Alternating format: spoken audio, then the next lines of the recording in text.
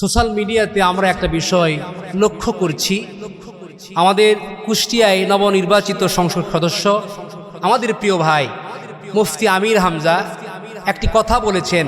ওপরওয়ালা কুষ্টিয়ায় কেউ নেই, ওপরওয়ালা এখন আমি, মানে এত ক্ষমতা নিয়ে কে চলে কুষ্টিয়ায়, আমি দেখবো বাকিটা হচ্ছে। আমরা আগে সমালোচনা নয়, বোঝার চেষ্টা করি ওপরওয়ালা শব্দটিকে কে কোন প্রেক্ষাপটে ব্যবহার করছেন এটা আগে বুঝতে হবে।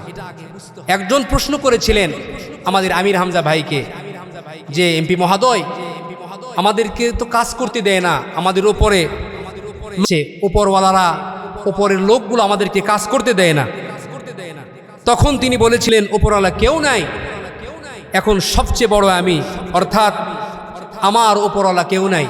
প্রশাসনিকভাবে, সাংগঠনিকভাবে প্রেক্ষাপটে নিজের দায়িত্ব ও কর্তৃত্ব বুঝাতে বলেছেন, কিন্তু আমরা না বুঝে কথাটিকে আকীদার বিষয়ে বানিয়ে শিরকের পর্যায়ে নিয়ে গেছি। শব্দের প্রেক্ষাপটে না বুঝে রায় দিয়ে দেওয়া আমাদের বড় সমস্যা। আমাদের ধ্বংসের অন্যতম কারণ হচ্ছে, উনি বলেছেন যে কুষ্টিয়ায় আমার উপরওয়ালা কেউ নাই। এই কথাটি ব্যঙ্গ করে, কটাক্ষ করে কত রকমের বিশৃঙ্খলা আমরা করছি। কুষ্টিয়ায় কি মুফতি আমির হামজার জন্য বা কুষ্টিয়াবাসীদের জন্য আল্লাহকে আলাদা আছে নাকি? না, সবার জন্য আল্লাহ এক। আল্লাহ সব জায়গাতে আছেন। তো তিনি এই কথাটি বুঝাইতে চেয়েছেন আমার ভাইয়েরা। অথচ সাধারণ একটি কথাকে আমরা উল্টাইতে কোন পর্যায়ে নিয়ে গেছি।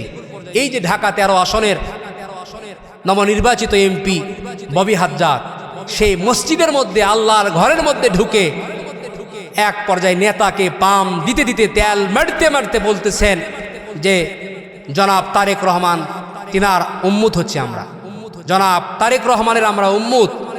তাহলে কত নিম্ন পর্যায়ে ইমান বিধ্বংসী কথা বলেছেন, জোরে বলেন নাউজুবিল্লাহ। এই ধরনের কথা নিয়ে আমাদের মধ্যে কোনো ইদিক সিদিক নাই, আমাদের মধ্যে কোনো তোলপাড় নাই, আমাদের মধ্যে কোনো স্পিরিট নাই, কিন্তু সাধারণ ছোট্ট একটি কথা তিনি বলেছেন যুক্তি সহকারে, সেটা নিয়ে আমাদের মধ্যে তোলপাড়। এই যে দেখেন, আমরা দেখেছি নরসিংদীতে আমার ভাইয়েরা ছোট্ট একটা মেয়েকে বখাটে ছেলেপেলেরা ধর্ষণ করেছেন।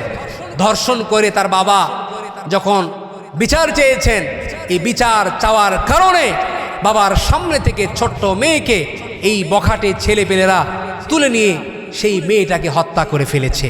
সেই বিষয়টা ধামাচাপা দেওয়ার জন্য এখন এই ধর্ষণের বিচার নেই, তাদের বিরুদ্ধে আমাদের কোনো স্লোগান নাই।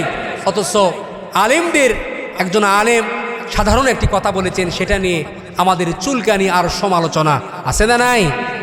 আল্লাহ পাক এই সমস্ত সমালোচনা থেকে আমাদেরকে হেফাজত করেন, জোরে বলেন আমিন।